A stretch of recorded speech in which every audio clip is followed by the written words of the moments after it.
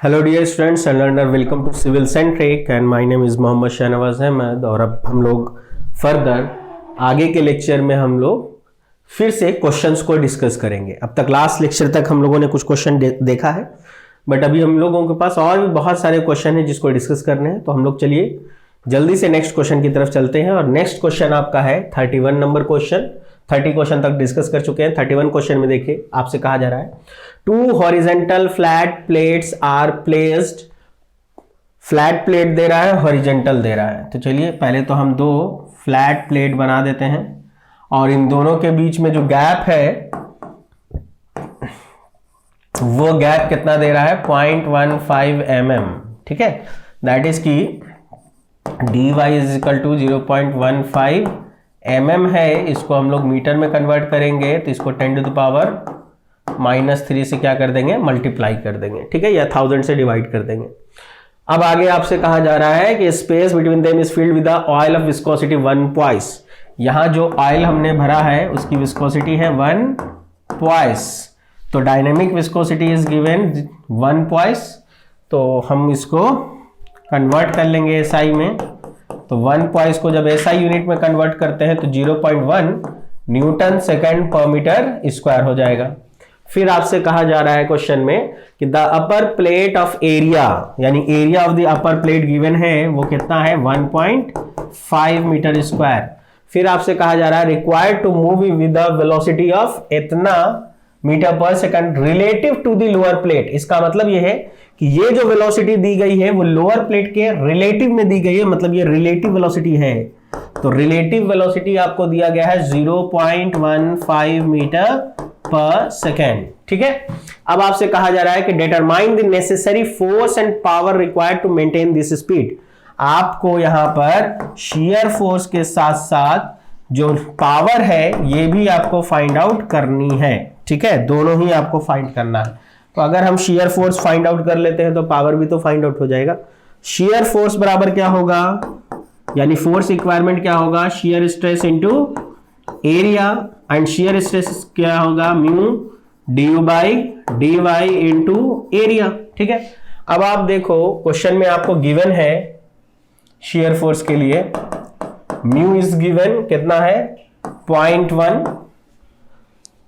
du by dy की अगर value put की जाए तो du की वैल्यू है आपको 0.15 और dy जो है, dy की वैल्यू आपको गिवन है 0.15 बाई 1000 लिख देते हैं। सॉल्व करने में थोड़ी सी आसानी हो जाएगी।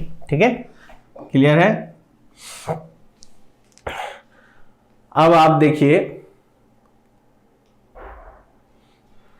एरिया की वैल्यू कितनी गिवन है, एरिया की वैल्यू गिवन है 1.5। ठीक है, 1.5। ठीक है, तो अगर इसको हम लोग सॉल्व करते हैं तो शियर फोर्स जो है इसकी वैल्यू कितनी मिलेगी, देखिए 0.15 से 0.15 कैंसिल आउट हो जाएगा।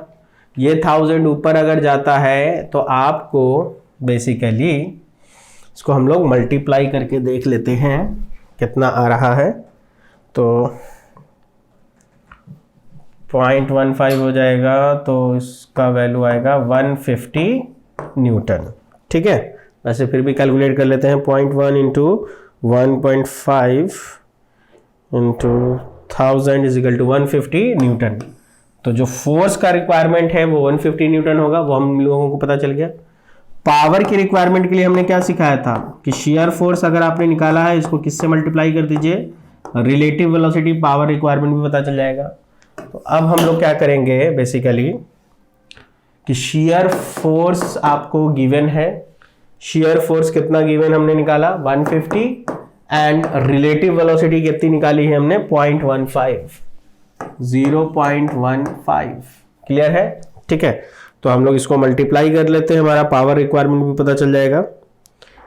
150 into 0.15 is equal to power requirement is 22.5 watt. ठीक है, क्लियर है।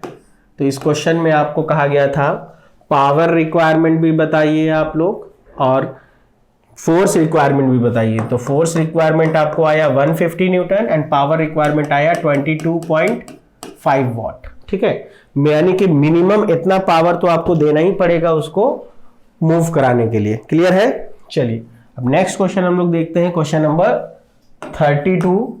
क्वेश्चन नंबर 32 क्या कहता है? A journal bearing has a shaft diameter of 40 mm and length of 40 mm। आपको एक शाफ्ट दिया गया है, ठीक है। देखिए जर्नल कहा जाता है शाफ्ट को, बियरिंग कहा जाता है सपोर्ट को, ठीक है। ये मेरा एक जर्नल है, ठीक है, और इसके साथ जो सपोर्ट दिया गया है वो है आपका बियरिंग, जो है वो बियरिंग आपको इस तरीके से दिया गया है, ठीक है। क्लियर है? तो जर्नल और बियरिंग दोनों आपको दिया गया है। जर्नल की डाया जो दी गई है वो 40 mm है। सपोज दैट ये है मेरा जर्नल, और जर्नल का डाया कितना दिया गया है आपको, इसको अगर हम कह दें जर्नल को, small D is the dia of the journal अगर माने, तो ये दिया गया है आपको 40 mm, ठीक है। और शाफ्ट डाया है आपको लेंथ ऑफ 40 mm, इसका लेंथ भी कितना दिया गया है, 40 mm दिया गया है, ठीक है। The shaft is rotating at 20 radian पर सेकेंड। तो देखिए आपको शाफ्ट जो है इसका एंगुलर वेलोसिटी आपको दिया गया है, और एंगुलर वेलोसिटी कितनी दी गई है, एंगुलर वेलोसिटी दी गई है आपको 20 रेडियन पर सेकेंड। ये आपको दिया गया है ओमेगा 20 रेडियन पर सेकेंड, ठीक है। Journal bearing as a shaft diameter और लेंथ आपको दे रहा है, लेंथ आप मान के चल लो कितना दिया गया है, 40 mm, ठीक है। अब आगे कहता है कि the viscosity of the lubricant is 20 milli pascal second, ठीक है, 20 मिली पास्कल, यानी कि आपको इसके बीच में जो लुब्रिकेंट फिल किया गया है उसकी विस्कोसिटी है आपको 20 मिली पास्कल है। मिली का मतलब हो गया 10⁻³ पास्कल सेकेंड, ठीक है। इसको हमने कन्वर्ट कर लिया। लेंथ जो था वो है 40 mm, तो इसको भी अगर हम मीटर में कन्वर्ट कर लें तो 0.04 मीटर हो जाएगा। डाया जो है स्मॉल डी अगर हम लोग मान के चल रहे हैं शाफ्ट डाया, तो शाफ्ट डाया जो है वो 40 mm है, ये भी कितना हो जाएगा 0.04 मीटर, ठीक है। ओमेगा की वैल्यू आपको दी गई है 20 रेडियन पर सेकेंड, ठीक है। फिर आपको कहा जा रहा है the loss of torque due to viscosity of the lubricant is approximately, आपको loss of torque find out करना है। अब आप देखिए अगर आपको ओमेगा गिवन है तो आपको मैंने बताया है कि रिलेटिव वेलोसिटी जो होगा, क्योंकि हमेशा याद रखो जर्नल बियरिंग में बियरिंग फिक्स होता है, ठीक है, और शाफ्ट रोटेटिंग होता है, दोनों मूव नहीं कर रहा है। क्लियर है? तो जर्नल किसको कहा जाता है, शाफ्ट जो है ना इसको कहा जाता है जर्नल, ठीक है, और उसका जो सपोर्ट होता है इसको कहा जाता है बियरिंग, जो उसको सपोर्ट करेगा। क्लियर है? तो अब आपको रिलेटिव वेलोसिटी अगर निकालना है तो वो तो लीनियर होना चाहिए, तो उसके लिए हम लोग क्या लिखेंगे, आर ओमेगा, यानी कि शाफ्ट जो है उसका रेडियस लिखना है और उसको हम लोगों को ओमेगा से क्या कर देना है, मल्टीप्लाई कर देना है, ठीक है। तो हम लोग जब डाया पता है तो d/2 करके हम उसका रेडियस निकाल सकते हैं, और इसको हम लोग किससे मल्टीप्लाई कर देंगे, ओमेगा से, तो हम लोगों को रिलेटिव वेलोसिटी निकल जाएगा, ठीक है। तो यहां से सबसे पहले हम लोग रिलेटिव वेलोसिटी को फाइंड कर लेते हैं। तो रिलेटिव वेलोसिटी कितना होगा, ओमेगा इज 20 इंटू डाया का हाफ कर दीजिए। डाया का हाफ करने का मतलब है 0.04/2 कर दीजिए। इसको अगर 10 टाइम्स में हम मल्टीप्लाई, ये 10 हो जाएगा, 10 टाइम्स मल्टीप्लाई करते हैं तो 0.4 मीटर पर सेकेंड, ठीक है। रिलेटिव वेलोसिटी जो आएगी वो कितनी आ जाएगी, 0.4 मीटर पर सेकेंड। फिर आपको क्लियरेंस पता करना है, ठीक है। तो अगर इसमें क्लियरेंस पता करना है तो क्लियरेंस क्वेश्चन में साफ साफ मेंशन है कि भाई क्लियरेंस इज पॉइंट इतना mm, तो dy जो है ना वो 0.02 mm गिवन है। इसको आप मीटर में कन्वर्ट कर लीजिए तो 0.02/1000 लिख दो, चाहे 10⁻³ लिख दो, ठीक है। ये मीटर में कन्वर्ट हो गया। अब आप देखो, आपको लॉस ऑफ टॉर्क पता करना है। टॉर्क बराबर क्या होगा, लॉस ऑफ टॉर्क क्या होगा, लॉस ऑफ टॉर्क जो होगा हमने आपको बताया था कि वो किसके बराबर होता है, drag force into perpendicular distance, that is की d/2 के बराबर होगा। आप ड्रैग फोर्स निकालो और उसको d/2 से क्या कर दो, मल्टीप्लाई कर दो। तो चलिए ड्रैग फोर्स को पहले कैलकुलेट कर लेते हैं। ड्रैग फोर्स अगर FD निकालते हैं तो हम लोगों को होता है म्यू की वैल्यू कितनी दी गई है आपको, क्वेश्चन में लुब्रिकेंट की वैल्यू है आपको 20 मिली पास्कल, तो इसको हमने लिख दिया 20 इंटू 10⁻³ du/dy कितनी दी गई है आपको, du की वैल्यू आपको दी गई है बेसिकली 0.4 एंड dy जो है, dy की वैल्यू कितनी है 0.02, क्लियर है।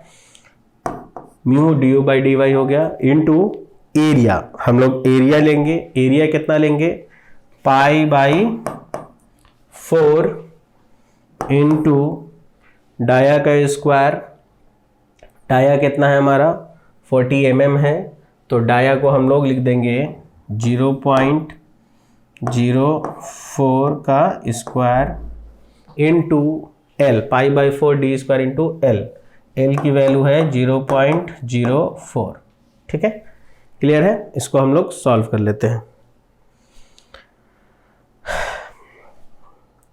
तो देखिए इसको जब हम लोग सॉल्व करेंगे तो हमारा वैल्यू आएगा pi into 0.4 into 0.02 into 0.04 into 0.04 into 0.04 divided by 4 into 0.02, तो इसकी वैल्यू जो आ रही है ड्रैग फोर्स की वो आ रही है 0.00020 न्यूटन, ठीक है।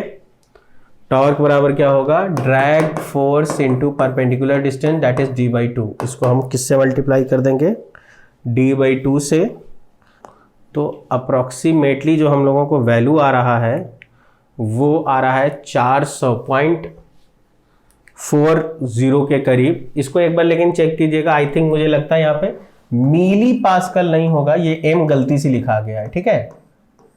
ये जो m आया है स्मॉल m ये नहीं होगा, आई थिंक सो, ठीक है। तो आप इसको अगर देखोगे, क्योंकि ऑप्शन मैच इसलिए नहीं कर रहा है क्योंकि यहाँ पर m मिली पास्कल हम लोग कंसीडर कर रहे हैं, आई थिंक यहाँ पर m नहीं होगा, सिर्फ 20 पास्कल सेकंड होगा, ठीक है। तो कोई इशू नहीं है, बनाने का जो तरीका होगा वो सिंपल यही होगा कि ड्रैग फोर्स आप निकालिए और उसको किससे मल्टीप्लाई कर दीजिए आप डाया/2 से, ठीक है। तो इसको चेक कर लीजिएगा, मिली पास्कल हटा के रखिएगा, सिंपल 20 पास्कल सेकंड रख करके देखिए, आपको आंसर मैच कर जाएगा, क्लियर है, ठीक है। चलिए नेक्स्ट क्वेश्चन की तरफ चलते हैं हम लोग। नेक्स्ट क्वेश्चन कहता है कि an incompressible fluid kinematic viscosity आपको गिवन है। देखिए काइनेमेटिक विस्कोसिटी इज गिवन और वो कितना दिया गया है 7.4 इंटू 10⁻⁻7 मीटर स्क्वायर पर सेकंड SI में दिया गया है, इसको कन्वर्ट करने की जरूरत नहीं है। Specific gravity of the fluid आपको गिवन है 0.88, तो यहीं से आप डेंसिटी ऑफ द फ्लूइड निकाल लेंगे और वो कितना आएगा 880 kg पर मीटर क्यूब, क्योंकि डेंसिटी ऑफ द फ्लूइड को आप कैसे लिख सकते थे, S बराबर होता है rho test fluid by rho standard fluid, और स्टैंडर्ड फ्लूइड कौन है आपका वाटर, वाटर की डेंसिटी 1000 है, 1000 से मल्टीप्लाई कर दिया हमने, ठीक है। अब देखिए आगे आपको क्या कह रहा है, अब आपको आगे कहता है कि 2 पैरेलल प्लेट्स है, if top plate is moved with the velocity of इतना while the bottom plate is held stationary, मतलब बॉटम प्लेट फिक्स है, टॉप प्लेट क्या है मूविंग है। तो अब आप देखो जब ऐसा दिया गया है इसका मतलब ये रिलेटिव वेलोसिटी दे रहा है, बॉटम प्लेट उसने कहा कि फिक्स कर दो एंड टॉप प्लेट है मूविंग है with a velocity of 0.5 meter per second, ये आपको क्वेश्चन में गिवन है, ठीक है। तो आपको जब ये दिया गया है तो इसका मतलब यही आपका रिलेटिव वेलोसिटी है, और रिलेटिव वेलोसिटी कितना हो गया 0.5 मीटर पर सेकेंड। फिर ये कहता है कि the fluid attains a linear velocity profile in the gap of 0.5 mm, यानी दोनों के बीच का जो गैप है वो है 0.5 mm। तो आप चाहो तो इसको लिख सकते हो 0.5 इंटू 10⁻³ मीटर। क्लियर है? ठीक है। अब उसके आगे देखिए आपको कह रहा है कि the shear stress in pascal, आप इसमें से शियर स्ट्रेस को फाइंड आउट करके बताओ। ठीक है, सिंपल क्वेश्चन है। तो आपको काइनेमेटिक विस्कोसिटी दी गई है, तो सबसे पहले आप डायनेमिक विस्कोसिटी निकालोगे, एंड डायनेमिक विस्कोसिटी होती है काइनेमेटिक विस्कोसिटी इनटू डेंसिटी। ठीक है, तो जो डायनेमिक विस्कोसिटी फाइंड करेंगे हम लोग, तो वो कितनी आएगी? Kinematic viscosity is given which is equal to 7.4 into 10⁻⁷ sorry -7 है ये। ठीक है, -7, और इसको हमको किससे मल्टीप्लाई करना है? डेंसिटी से, यानी 880 से। 880 से हम क्या कर देंगे? इसको मल्टीप्लाई कर देंगे, तो डायनेमिक विस्कोसिटी आपको निकल जाएगी। तो डायनेमिक विस्कोसिटी कितनी निकलेगी? देखिए हम लोग चेक करते हैं। तो डायनेमिक विस्कोसिटी को अगर हम लोग निकालते हैं तो वैल्यू आएगी 7.4 इंटू 880 डिवाइडेड बाई 1 2 3 4 5 6 7, कितना आया? 0.00065 न्यूटन सेकेंड पर मीटर स्क्वायर। ठीक है, 6512 भी है, रहने दो, कोई दिक्कत नहीं। ये आपको आ गया। आपको शियर स्ट्रेस निकालना था, क्या होगा? Mu d by d y. Mu की वैल्यू है 0.000651 और du रिलेटिव वेलोसिटी कितनी दी गई है? 0.5 एंड dy जो है दोनों के बीच का गैप है, कितना है? 0.5 इंटू 10⁻⁻3। 0.5 से 0.5 कैंसिल कर दिया, ये 10⁻³ ऊपर चला गया, कितना आएगा? 0.651 न्यूटन पर मीटर स्क्वायर। देखिए इसको सॉल्व करते हैं तो इतना आता है। जब भी इंजीनियरिंग सर्विसेज का क्वेश्चन होगा आपको बिना कैलसी के लगभग सॉल्व कर सकते हो। ठीक है, या गेट का भी रहेगा तो आप उसको, कई सारे क्वेश्चन ऐसे होंगे जो डायरेक्ट बन जाएंगे। क्लियर है? तो इससे पहले जो हमने क्वेश्चन किया था वो 32 था, ये क्वेश्चन नंबर आपका कितना है?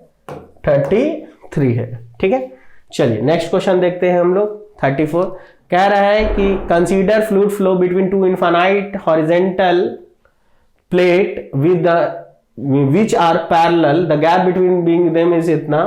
if the top plate is sliding parallel to the stationary bottom, देखो टॉप प्लेट मूविंग है, बॉटम प्लेट क्या है? स्टेशनरी है, फिर वही कंडीशन है। ठीक है, और आपको कह रहा है कि गैप दोनों के बीच का कितना है? तो du बराबर आपको dy दे रहा है, गैप कितना है? 50 mm का, मतलब क्या हो गया? 0.05 मीटर। 1000 से क्या कर दिया हमने? इसको डिवाइड कर दिया। फिर ये कहता है कि top plate is sliding parallel to stationary bottom plate at a speed of 3 meter पर सेकंड, यानी कि इसकी जो वेलोसिटी है वो 3 मीटर पर सेकंड है, तो ये उसका रिलेटिव वेलोसिटी है 3 मीटर पर सेकंड, लिख दिया हमने। फिर ये कहता है कि the flow between the plate is solely due to motion of the top plate. ठीक है, फोर्स पर यूनिट एरिया आप निकाल के बताइए। ठीक है, force per unit area magnitude आप सब निकाल के बताइए। Required to maintain the bottom plate stationary is इतना। ठीक है, अच्छा, और बाकी वैल्यू आपको दिया गया है। म्यू बराबर है 0.44 kg मीटर पर सेकेंड। ठीक है, एंड डेंसिटी आपको दिया गया है 888 kg पर मीटर स्क्वायर। क्लियर है? तो डेंसिटी नहीं भी देता तो भी मेरा काम चल जाता, क्योंकि force required per unit area बताना है आपको, मतलब आपको कहीं ना कहीं शियर फोर्स ही तो बताना है। ये होता है mu du by dy। Mu बराबर कितना है आपको? 0.44 इंटू du कितना दे रहा है? 3, एंड dy कितना दिया जा रहा है? 0.05। ठीक है, तो आप चाहो तो इसको बहुत आसानी से सॉल्व कर सकते हो, तो इसको हम लोग सॉल्व कर लेते हैं। देखिए डेंसिटी जो दी गया है उसका कोई यूज नहीं है। 0.44 into 3 divided by 0.05 shear stress per unit area जो आएगा, यानी कि आपको कहा जा रहा है ना force required per unit area, यही होता है ना force required per unit area. shear stress which is equal to 26.4 pascal या न्यूटन पर मीटर स्क्वायर। ठीक है, क्लियर है। चलिए, इससे पहले जो क्वेश्चन देखा था हमने 33 था, ये क्वेश्चन नंबर आपको 34 था। अब हम लोग नेक्स्ट क्वेश्चन देखते हैं, क्वेश्चन नंबर 35। देखिए ये वैसा ही क्वेश्चन है जैसा अभी मैंने थोड़ी देर पहले आपको एक फंडा बताया था। ये कहता है कि कंटेनर ऑफ विड्थ 2a, यानी कंटेनर जो है उस कंटेनर की विड्थ कितनी है, 2a है। ठीक है, और आपको कह रहा है कि field with liquid a thin wire of weight per unit length lambda. ठीक है, एक वायर है जिसका वेट पर यूनिट लेंथ जो है वो कितना दिया गया है, वो दिया गया है लेमडा। ठीक है, फिर ये कहता है कि gently place over a liquid surface in a middle of the surface. मान लीजिए इसके ऊपर उस वायर को आप प्लेस करोगे, तो जैसे ही वायर को प्लेस करोगे इसका जो शेप बनेगा वो शेप कुछ ऐसा हो जाएगा, अभी थोड़ी देर पहले आपको बताया है। ठीक है, तो ये जब शेप ऐसा होगा तो यहां जो एंगल बनेगा वो एंगल होगा थीटा। इधर भी आपको ए होगा और इधर साइड भी आपको जो होगा ए होगा, क्योंकि आपको कह रहा है कि gently placed over a liquid surface in the middle of the surface. हम मिडिल ऑफ द सरफेस पे रख रहे। अब सपोज दैट हमने मान लिया कि ये जो डिस्टेंस ये नीचे की तरफ आया, ये डिस्टेंस कितना है, ये डिस्टेंस है y। सपोज दैट हमने कंसीडर कर लिया, तो आप देखो वेट किधर एक्ट करेगा, निडल का वो mg नीचे, और ऊपर की तरफ कितना लगेगा, 2 सिग्मा कॉस थीटा लगेगा, और कितने लेंथ के लिए, ठीक है, तो l के लिए, ये हम लिख सकते हैं। ठीक है, तो अब आप देखो अगर हम लोग इस तरीके से इसको सॉल्व करना चाहते हैं तो कहता है कि surface depress by distance y कह रहा था, हमने y लिख दिया, और कह रहा है y a की तुलना में बहुत कम है, surface tension of the liquid बताइए। तो सिंपल सी चीज है, हम क्या लिख सकते हैं, mg बराबर क्या होगा मेरा, 2 sigma cos theta into L के बराबर होगा। और ये बताओ mg क्या है, ये ही तो है आपका वेट ऑफ द नीडल, और इधर से एल इसके नीचे अगर हम ले आए तो weight per unit length is equal to 2 sigma cos theta हो गया, और वेट पर यूनिट लेंथ को हम क्या लिखेंगे, lambda is equal to 2 sigma cos theta. लिख सकते हैं कि नहीं लिख सकते हैं। अब ये बताओ यहां से अगर हम कॉस थीटा निकालें तो cos theta is equal to होगा b by h, b is equal to y. ठीक है, और h बराबर कितना होगा, h बराबर होगा a square plus y square का रूट अंडर। ठीक है, तो हम लोगों को अगर कॉस थीटा की वैल्यू निकाली जाए तो y अपॉन ए स्क्वायर प्लस इतना होगा। तो कहीं ना कहीं हम ऐसा कह सकते हैं कि sir since y is very very very small then that of a, तो y square is also very very small, also very very small. तो क्यों ना हम उसको नेग्लेक्ट कर दें, तो y स्क्वायर को क्या कर सकते हैं हम लोग, नेग्लेक्ट कर सकते हैं, क्योंकि वो root under a square plus y square की वैल्यू अप्रोक्सीमेटली किसके बराबर होगी, रूट अंडर ए स्क्वायर के या सिंपली ए के बराबर हो जाएगी। तो जैसे ही आप इसको नेग्लेक्ट करते हो तो आपको क्या मिलता है, lambda is equal to 2 sigma, और कॉस थीटा की वैल्यू आप यहां से पुट कर दीजिए। ठीक है, तो कॉस थीटा बराबर आप लिख सकते हो, क्योंकि देखिए इस पूरे का वैल्यू ए स्क्वायर के ही बराबर होगा, क्योंकि वाई स्क्वायर बहुत छोटा उसको निगलेक्ट कर दिया तो नीचे बचा ए, दैट इज कि ये किसके बराबर होगा, y बाई ए के बराबर होगा। तो सिग्मा इज इक्वल टू कितना हो गया, लेमडा ए बाई 2y। ठीक है, देखो ये एक एनालिटिकल क्वेश्चन दिया गया था और बहुत ही प्यारा क्वेश्चन था। ठीक है, तो आप यहीं से अगर सॉल्व करते हो तो कॉस थीटा ये है, वाई स्क्वायर को जब आप निगलेक्ट करोगे तो जो कॉस थीटा है, इस कॉस थीटा की वैल्यू क्या हो जाएगी, cos theta is equal to हो जाएगी y upon root under a square, that is की y बाई ए, ये हो जाएगा कॉस थीटा। तो कहीं ना कहीं हम लोगों ने कॉस थीटा की वैल्यू को लिया और यहां रख दिया, जैसे रखा y बाई ए हुआ, सॉल्व किया, सरफेस टेंशन की वैल्यू कितनी निकल के आई, sigma is equal to lambda A upon 2y। ठीक है, क्लियर है। तो सिग्मा की वैल्यू यहां से आप कैलकुलेट कर सकते हो। तो फिलहाल आज के लेक्चर में हम लोग यहीं तक रहने देते हैं, यहां तक ही क्वेश्चन करते हैं। फर्दर जब नेक्स्ट लेक्चर पढ़ेंगे हम लोग तो क्वेश्चन नंबर 35 के आगे हम लोग डिस्कस करेंगे। अभी और भी क्वेश्चन है जो इसमें डिस्कस करने लायक है, ठीक है।